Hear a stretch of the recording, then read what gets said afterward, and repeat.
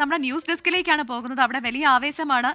പലരും കൂട്ടമായിട്ടൊക്കെ ടിക്കറ്റ് എടുത്തിട്ടുള്ള ആളുകളാണ് നമ്മുടെ ന്യൂസ് ഡെസ്കിലുള്ളത്. അത്രയധികം ആളുകൾ ഷെയർ ഇട്ടൊക്കെ ലോട്ടറി എടുത്തവരെയൊക്കെ നമുക്ക് നേരിട്ട് അറിയാം. അപ്പം കൂടുതൽ വിവരങ്ങളുമായി ന്യൂസ് ഡെസ്കിൽ നിന്ന് ചേരുന്നത് ശ്രീനിത കൃഷ്ണനാണ്. ശ്രീനിത, എത്ര ടിക്കറ്റിന്റെ ഭാഗമായിട്ടുണ്ട് എന്നുള്ളതാണ് ചോദിക്കേണ്ടത് പ്രധാനമായും. പിന്നെ എല്ലാവരും അവരുടെ ലോട്ടറി ടിക്കറ്റ് കയ്യിൽ വെച്ച് പലതരത്തിലുള്ള വാഗ്ദാനങ്ങളൊക്കെ തന്ന് ഇപ്പോൾ ഞാൻ ഈ ഓണിയർ കയറുന്നതിന് മുന്നേ വരെ വാഗ്ദാനം തന്നിട്ടുള്ള ആളുകളൊക്കെ ഉണ്ട്.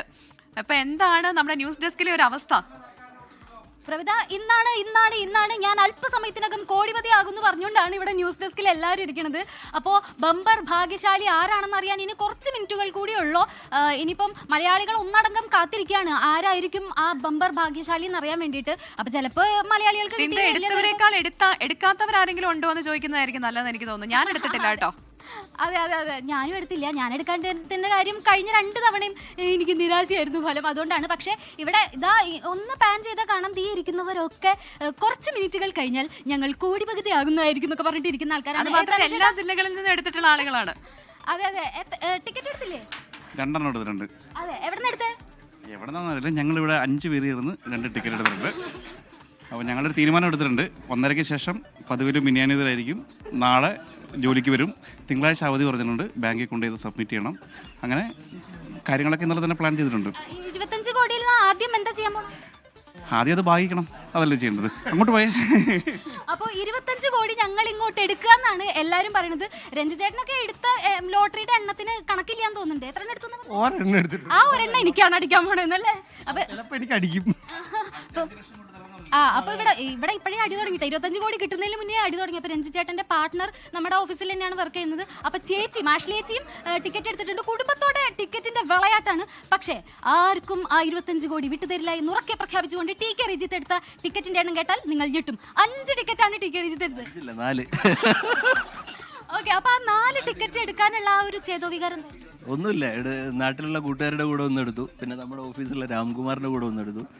2 എന്റെ സ്വന്തം നിലയ്ക്ക് എടുത്തു. പ്രതീക്ഷ കിട്ടുന്ന ജോലിക്ക് വന്നിട്ടില്ല. ഇനി ടിക്കറ്റ് അടിച്ചോ ഇല്ലെന്ന് അറിഞ്ഞിട്ടേ വരൂന്നാ തോന്നുന്നത്. അതെ, അവർ അതുപോലെയൊക്കെ പ്ലാൻ ചെയ്യുന്നുണ്ട്. ഇനി ഇവിടേക്ക് വന്നിട്ടുണ്ടെങ്കിൽ എല്ലാവരും എടുത്തിട്ടുണ്ട്. ഇപ്പൊ നമ്മുടെ VC ജിഷ്ണദാസ് ആണ്. ജിഷ്ണദാസ് ടിക്കറ്റ് വീട്ടില് അച്ഛനമ്മയോടെ എടുത്തിട്ടുണ്ട്. പിന്നെ ഞങ്ങൾ ഫാമിലി പരമായിട്ട് ഇവിടെ ഇത് നമ്മുടെ ന്യൂസ് ഡെസ്കിന്റെ സ്പെഷ്യാലിറ്റി അതാണ്. എല്ലാവരും എടുത്തിട്ടുണ്ട്. അപ്പൊ 25 കോടി കിട്ടുമ്പോ എന്താ പ്ലാൻ? കിട്ടുമ്പോ എന്തായാലും എനിക്ക് ഒരു 4 പ്ലാനാണ് ഉള്ളത്. അനിയത്തിക്ക് ഒരു വേൾഡ് ട്രിപ്പ് പോകാൻ ഒരു പൈസ ഞാൻ കൊടുക്കും.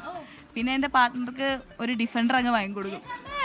പ്ലാൻ A തൊട്ട് പ്ലാൻ Z വരെ ഉണ്ട്. ഇനി അങ്ങോട്ട് പോയിട്ടുണ്ടെങ്കിൽ ഇതുപോലെ തന്നെ അയറ്റം വരെ നോക്കുകയാണെങ്കിലും എല്ലാവരും ടിക്കറ്റ് എടുത്തിട്ടുണ്ട്. അനീഷേട്ടാ 1 കോടി എനിക്ക് തരുമോ? 1 കോടിയോ? 600 രൂപ വന്നപ്പം ടിക്കറ്റ് മറിക്കാം.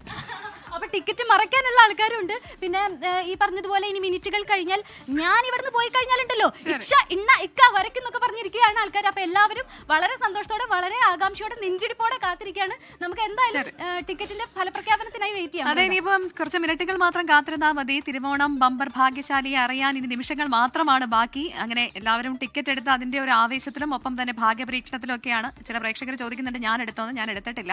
എന്തായാലും ആ ഭാഗ്യശാലി ആരാണെന്ന് അല്പസമയത്തിനുള്ളിൽ തന്നെ അറിയാം. ലോകത്തെവിടെയായാലും ഏത് സമയത്തും 24 വാർത്തകളും ഓഗ്മെന്റഡ് റിയാലിറ്റി പാക്കേജുകളും എക്സ്പ്ലെയിനറുകളും വിശദമായി കാണാൻ ഞങ്ങളുടെ യൂട്യൂബ് ചാനൽ നിങ്ങൾക്ക് സബ്സ്ക്രൈബ് ചെയ്യാം.